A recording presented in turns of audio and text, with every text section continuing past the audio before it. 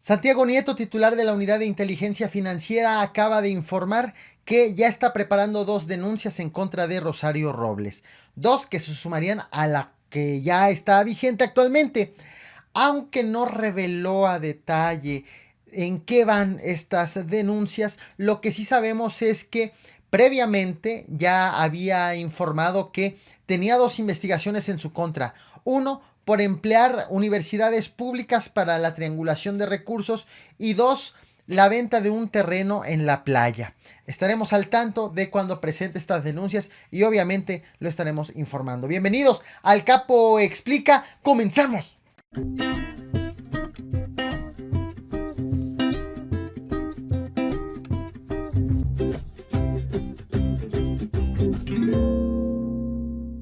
La pelea en la Cámara de Diputados llegó a su fin. La panista Laura Rojas fue designada presidenta de la mesa directiva.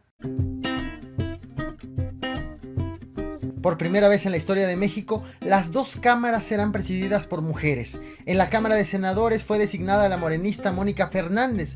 En tanto, en la Cámara de Diputados acaba de ser designada la panista Laura Rojas. Para llegar a estas designaciones pasaron bastantes polémicas, discusiones, negociaciones y cambios de parecer en la Cámara de Diputados.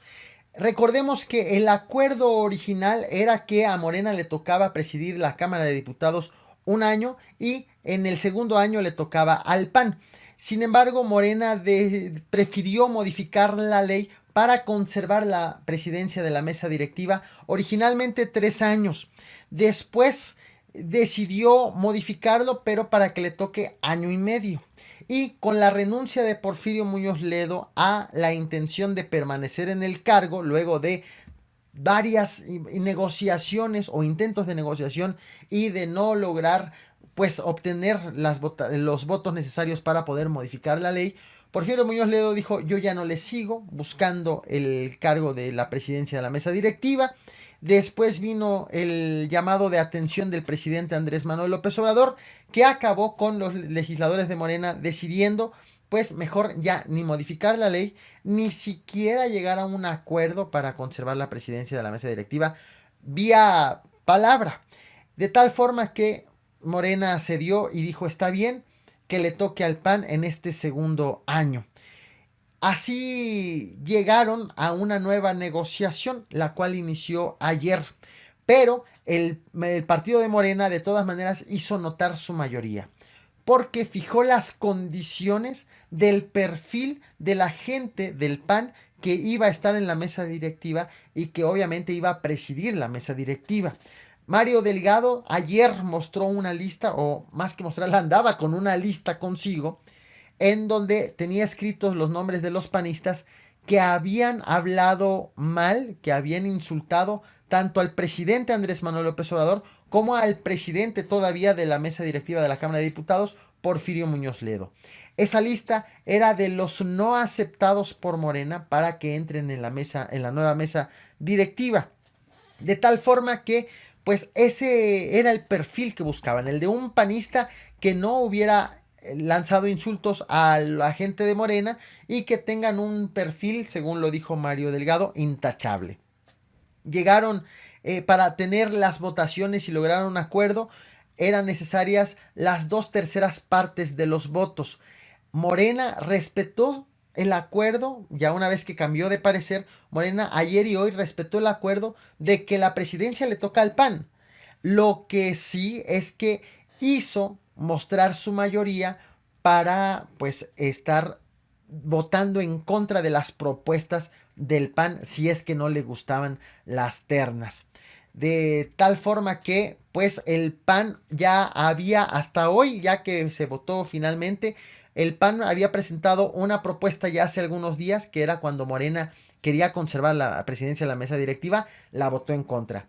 Ayer el PAN presentó otras 2 propuestas y las votó en contra, ya con la convicción Morena de que le tocaba al PAN la presidencia. Y hoy presentó la última, la 4ª terna, que fue finalmente la aprobada.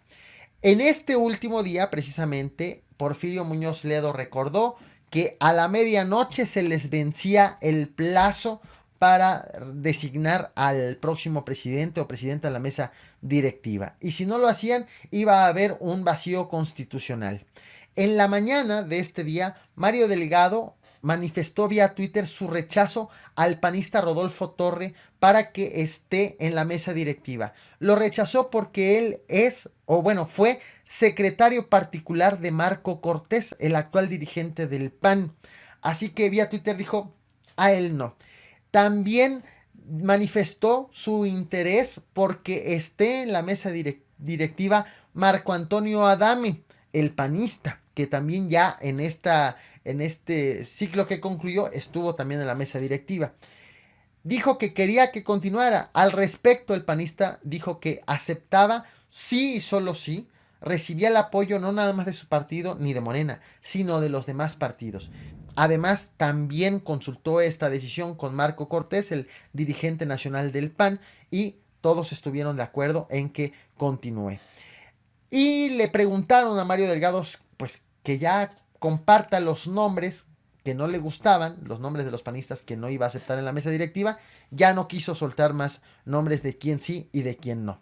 Por la tarde, el PRI, Movimiento Ciudadano y el PRD se convirtieron en los mediadores. Iban de un lado a otro los coordinadores de estos partidos, pues para llevar el mensaje a mediadores entre el PAN y entre Morena, porque los coordinadores de estos dos partidos no habían sostenido reuniones prácticamente durante gran parte del día. Llegó a tal grado la desesperación que René Juárez Cisneros, el coordinador de los priistas, pues de plano dijo, ya mejor que Morena se vaya a buscar al presidente de la mesa directiva a Marte.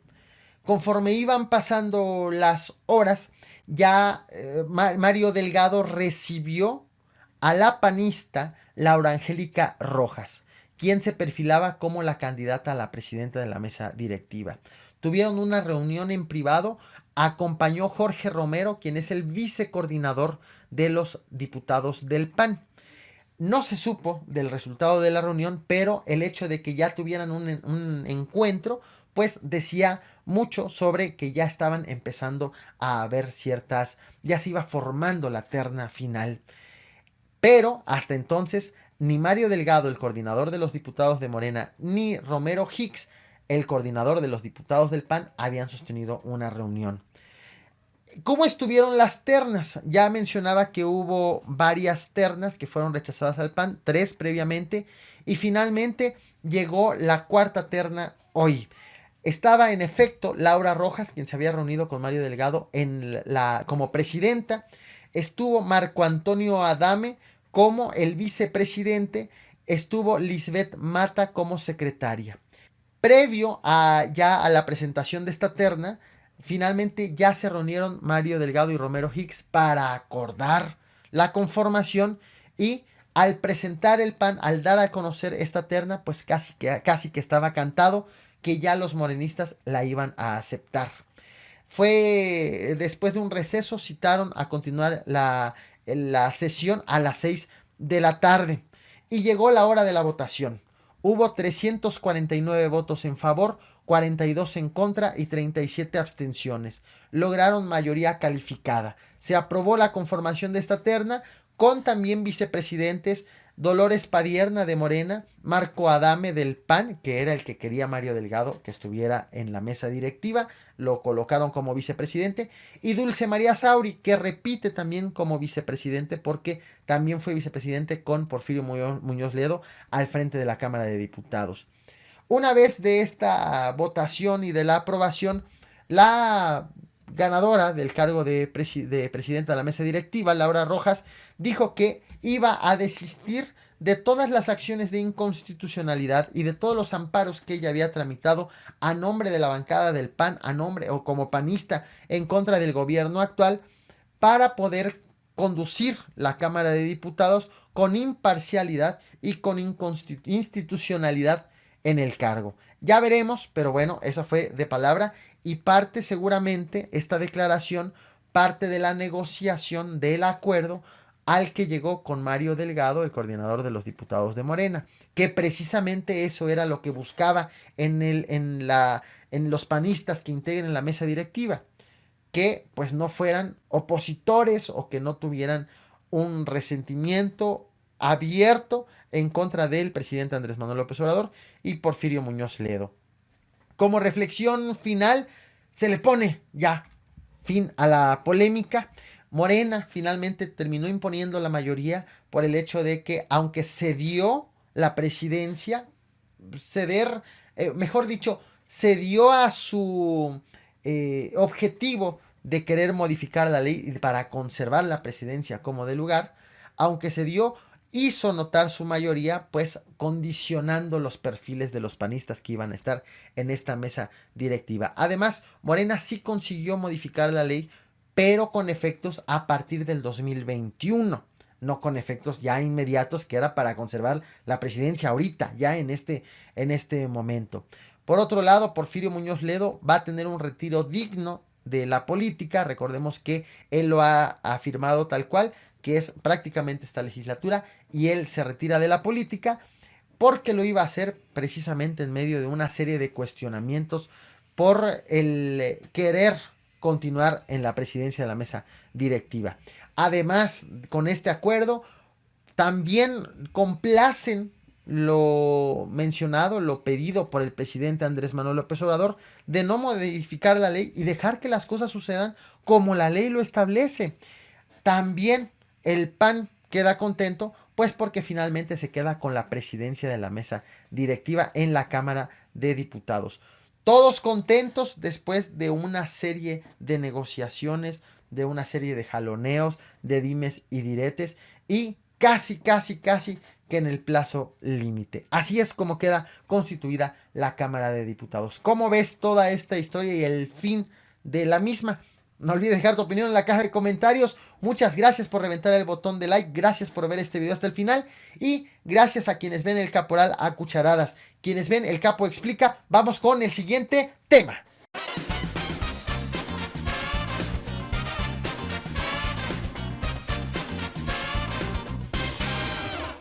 Una buena y una mala para Jorge Winkler. La buena, una jueza federal de Jalapa le pidió al Congreso de Veracruz que informe y justifique por qué removió a Jorge Winkler de la Fiscalía Estatal. Y la mala, otro juez le negó un amparo con el que buscaba impugnar la separación temporal del cargo.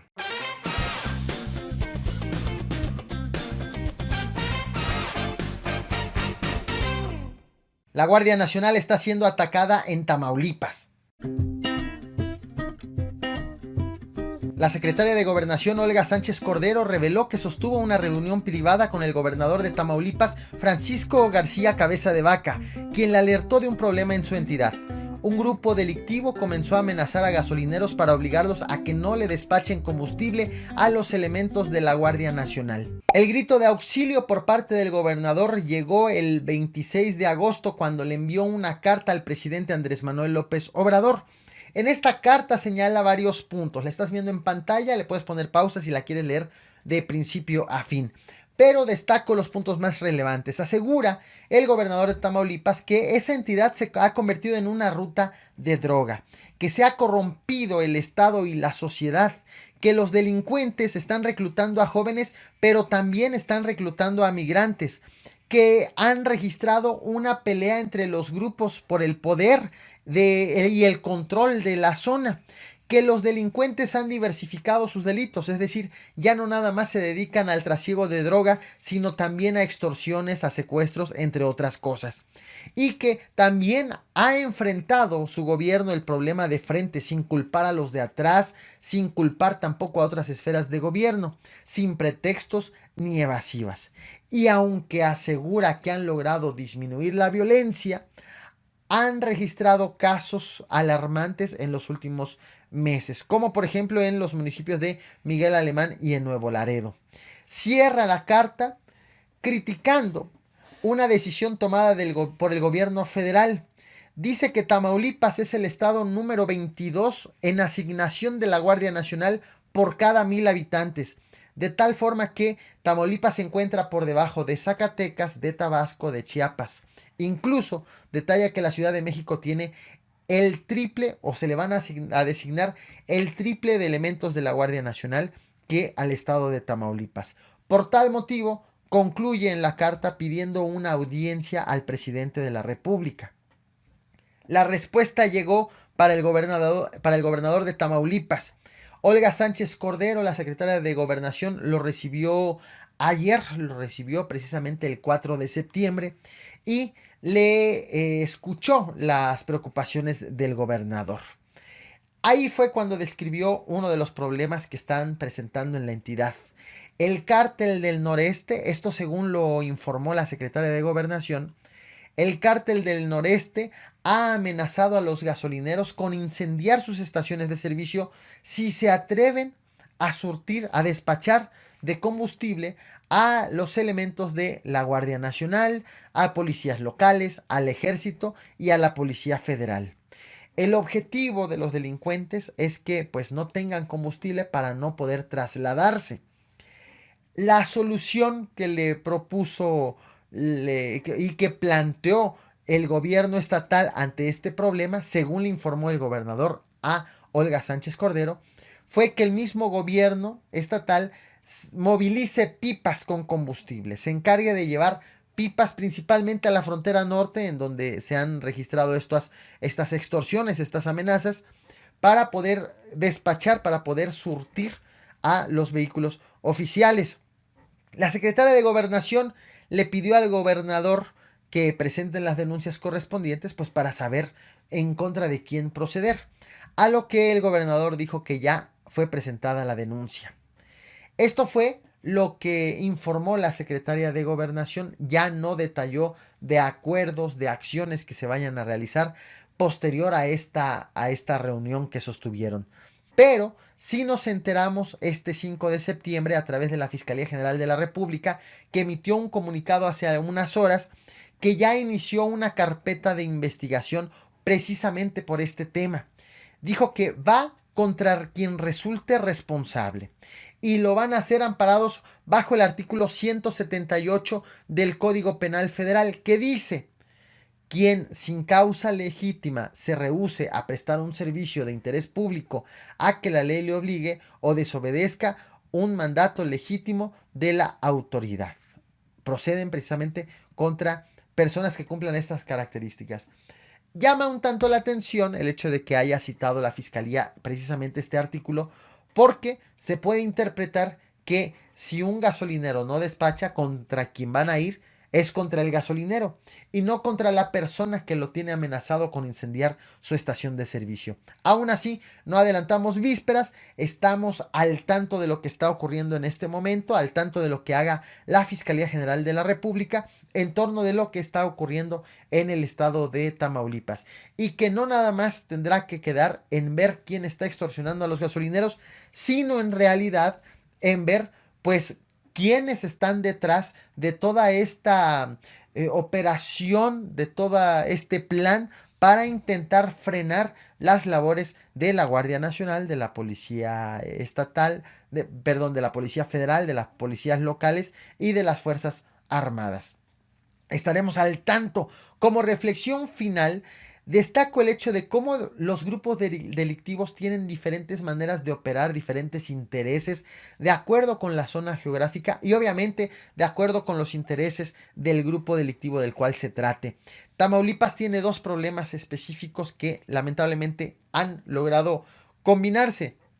Uno, la alta concentración de migrantes que los hace, que han sido aprovechados por el segundo problema, precisamente la presencia de el crimen organizado. Los migrantes se han convertido también en víctimas y hemos sabido en meses y en años anteriores de masacres en contra de migrantes y de casos de cómo estos grupos delincuenciales reclutan a las personas que prácticamente han abandonado todo por buscar una mejor vida en Estados Unidos y se aprovechan de su estado de vulnerabilidad, tanto económica como desde el hecho de que están en un lugar en donde pues no conocen y que difícilmente sus familiares pues conocen la forma de reclamarlos, de pedir que se les busque, incluso en ocasiones ni siquiera tienen claro en dónde está el paradero de los migrantes en cuestión. Han hecho lamentablemente clic estos dos problemas y pues dificultan la atención y la solución del mismo. Es cierto, el gobernador Francisco García Cabeza de Vaca, que por cierto es de afiliación panista, ha sido acusado en varias ocasiones de tener vínculos con la delincuencia organizada. Sin embargo, aunque son señalamientos y que los hemos visto también en registros periodísticos, no han procedido en contra suya. Y el hecho de que haya decidido escalar el problema, de que lo haya decidido llevar ante el presidente de la República, ante la secretaria de Gobernación, de entrada, como primer paso, pues es preferible que a que el gobernador se quede callado. Como autoridad, no se puede hacerse de la vista gorda ante una situación como esta. Peor hubiera sido que no lo hubiera denunciado. Ahora veremos qué tipo de coordinación tienen las autoridades estatales con las federales y también qué resultado arrojarán las investigaciones que encabece la Fiscalía General de la República. Estaremos al tanto y obviamente estaré informando respecto de este tema. ¿Qué opinas sobre este caso? Bueno, no olvides dejar tu opinión en la caja de comentarios. Recuerda que tu opinión es la más importante. Muchas gracias por reventar el botón de like, por ver este video hasta el final, tanto para quienes ven el Caporal a cucharadas como para quienes ven el Caporal, el Capo explica, porque vamos con el siguiente tema.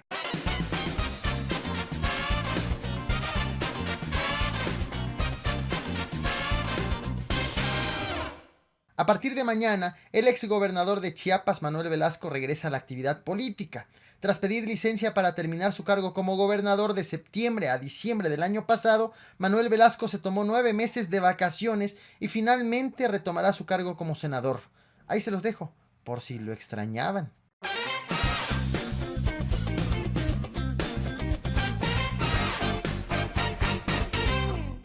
Un terror regresó a la Ciudad de México. O quizás nunca se fue. Ellas son las goteras. O en otras palabras, un grupo delictivo conformado por mujeres asesinas. En el 2007 en la Ciudad de México se popularizó la banda de las goteras, un grupo de sexoservidoras que ponía gotas para los ojos en las bebidas de sus clientes o incluso en sus senos. El objetivo era dormir a las víctimas tras su arribo a un hotel para robarles sus pertenencias de valor. Sin embargo, en muchas ocasiones las dosis fueron mortales.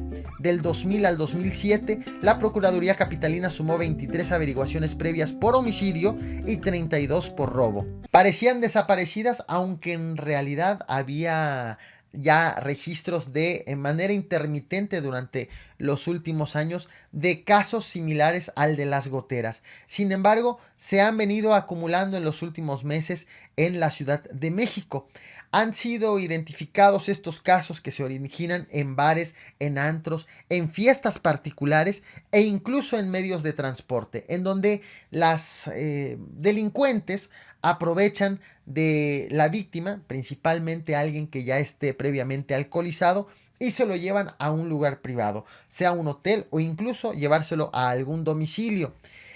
El problema de este fenómeno, o el problema de este problema, es que hay un alto índice de impunidad, de acuerdo con cálculos de las autoridades, por el hecho de que la víctima es un hombre que previamente estaba alcoholizado y que decidió irse con una mujer que no conocía.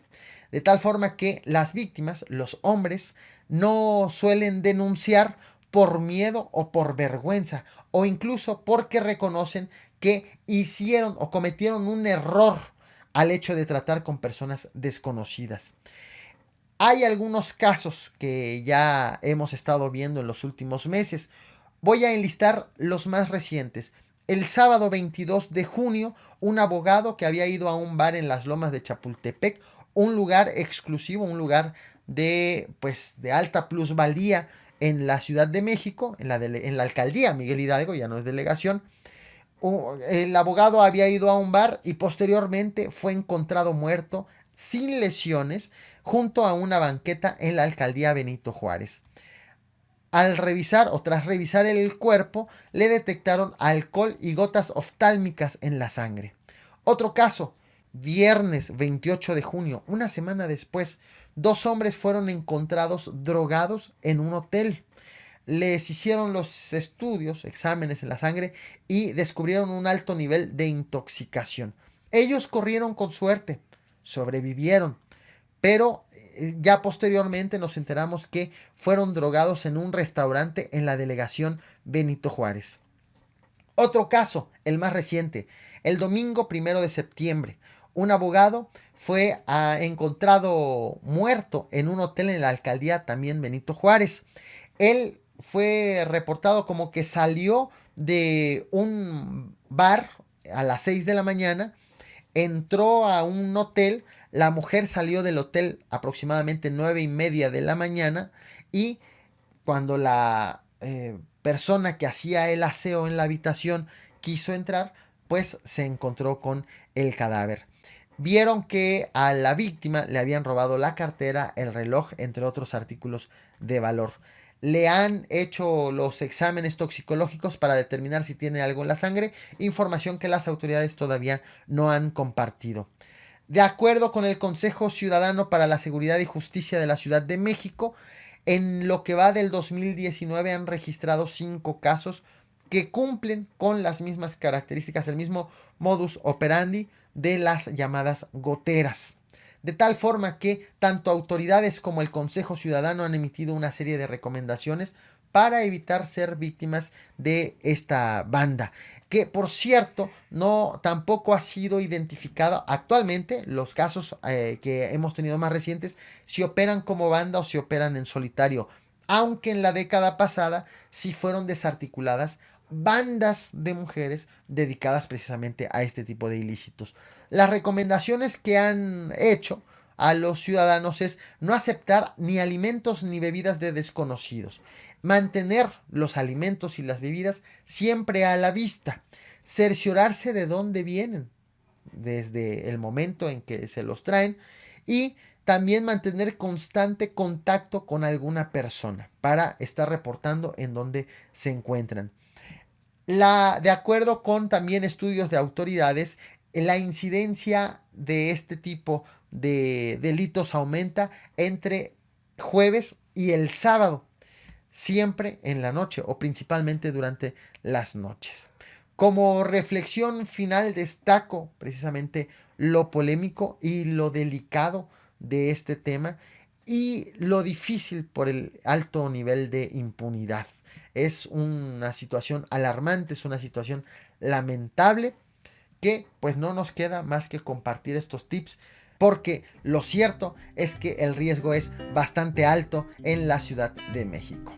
¿Qué opinas sobre este tema? No olvides dejar tu opinión en la caja de comentarios, reventar el botón de like. Muchas gracias por ver este video hasta el final, tanto para quienes ven el Caporal a cucharadas como para quienes están viendo el Capo Explica. Gracias nuevamente por reventar el botón de like y nos vemos ahorita en el nocturno. Ya estoy escribiendo el link justo en este momento. Gracias y a reventar el botón de like.